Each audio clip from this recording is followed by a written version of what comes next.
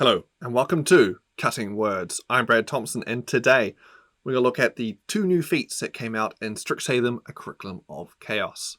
Before we dive on in, if you haven't already and you enjoy these videos, please consider subscribing. It really helps the channel. Alright, first up we have the Strixhaven Initiate feat. You have studied some magical theory and have learned a few spells associated with Strixhaven University. Choose one of Strixhaven's colleges, Lawhold, Prismari, Quindrix, Silverquill, or Witherbloom.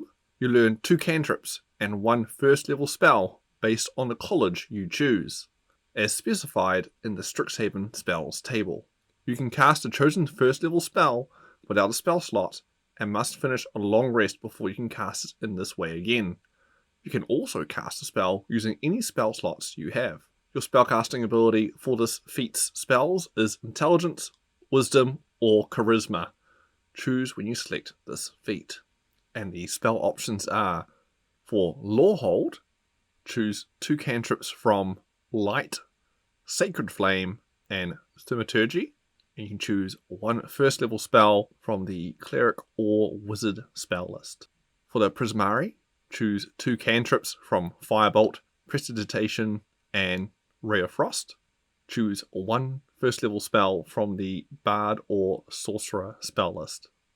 For Quindrix, choose 2 from Druidcraft, Guidance, and Mage Hand.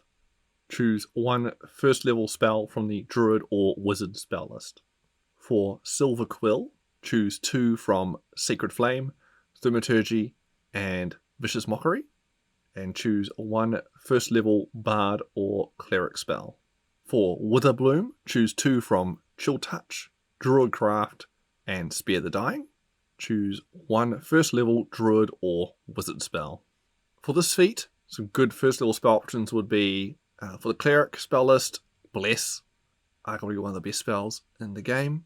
For the Wizard spell list and Sorcerer spell list, Shield, again, one of the top spells in the game. For the Druid spell list, Goodberries, always good. For the Bard spell list, Dissonant Whispers, always a solid choice.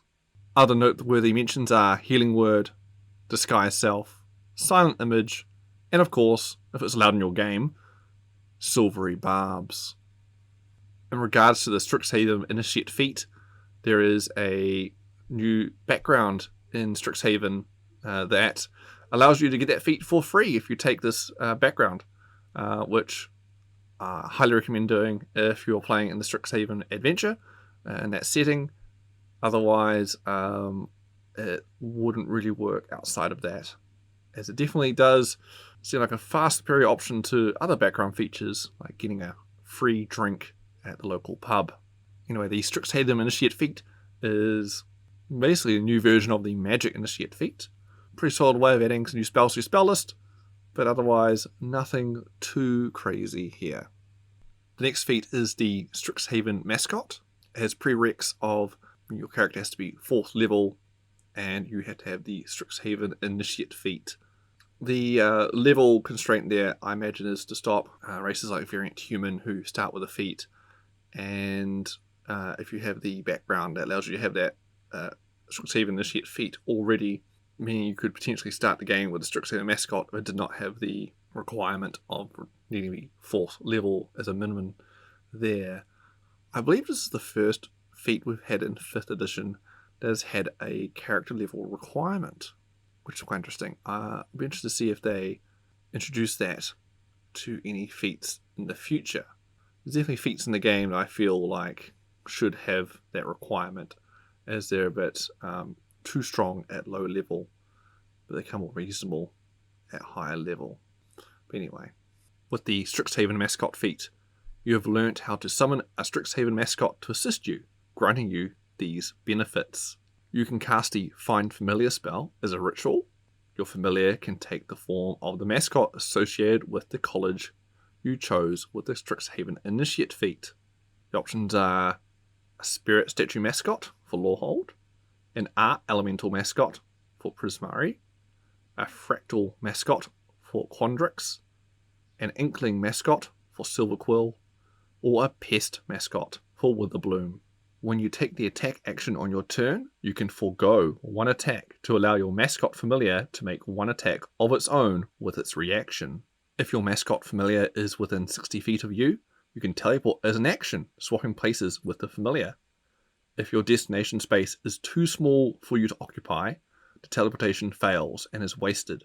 Once you teleport in this way, you can't do so again until you finish a long rest, unless you expend a spell slot of 2nd level or higher to do it again. I really like how in more recent feats, they allowed you to expend spell slots to reuse feat abilities and spells. It really has opened things up a lot rather than just being one and done a day for the abilities that have been granted from these feats. Flexibility is always nice.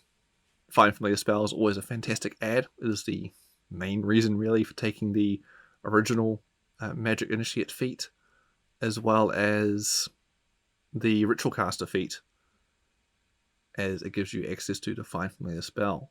As having familiar is pretty useful, most notably having a friendly creature around to grant advantage through the help action, and for scouting and whatnot too. The Strixhaven Mascot feat goes above and beyond that though, as it also allows your familiar to attack. It's very much like the Pact to the Chain Warlock. It's kind of like a mini version of that. And the teleport extra benefit here is also quite nice for when your familiar sneaks into a place and then you can then enter that place by swapping places with the familiar, or for just maneuverability and positioning on the battlefield in combat. Overall, pretty solid feat, though it does require the initial feat, which is 2 feats down, none of which provide a stat bump. So your stats will suffer walking down this feat tree. I guess is the first feat tree or feat pathway that I've had so far in 5th, and I really hope they do more because it's also a lot of fun.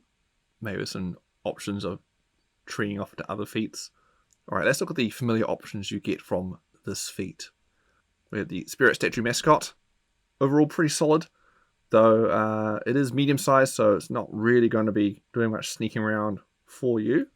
Though it can help you with Arcana and History checks, as is quite skilled there, as well as can provide guidance effectively.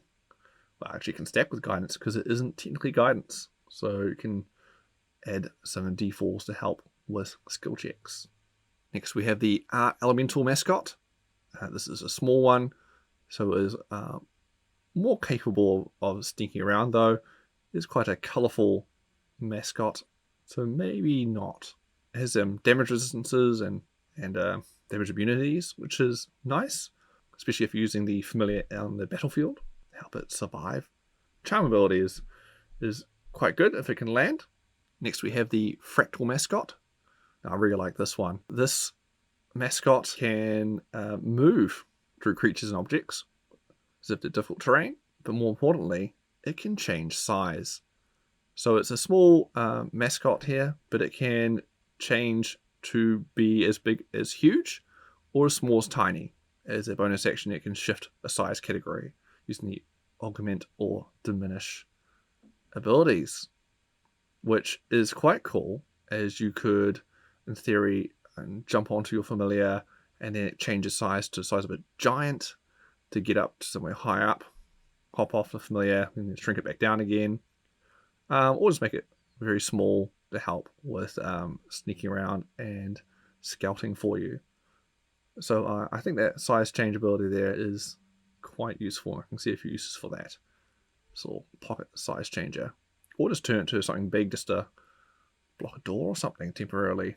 Could take a hit, stopping me advancing for a round or two. Next we have the Inkling Mascot. This is a tiny ooze that has trained in stealth, so +5 in stealth, which is good for scouting, and it can fly, as well as it has 60-foot blind sight, which is really good in a familiar. You can look through its eyes, you can see invisible and hidden things. As well, it is amorphous, so it can squeeze through tiny spaces. So it is an excellent scout. Fantastic. And that's all you really want in familiar, really. Your basic familiar. This is like a better version of the bat, really. And it can hide as a bonus action in dark places. Finally, we have the Pest Mascot, which seems to be the the poor familiar of this group of 5. It's a tiny little monster that otherwise doesn't really do much. It can regenerate its health and do a bit of damage if someone grabs it or something, which isn't all that helpful for a familiar. As familiars are pretty expendable, who cares if they can regenerate their health? You just can't drop a new one anyway. And yeah, it doesn't really have much to help in regards to scouting or maneuvering in the field. So this is definitely the worst of the bunch. And there we have it, the 2 new feats in Strixhaven, a Curriculum of Chaos. The feats are pretty setting specific, but you could retheme them to fit into any world, really. There's nothing too crazy going on here, and someone really want to play around with them, especially that familiar one with the mascots and teleporting around. Looks like it could be a lot of fun. So yeah, that should be fine.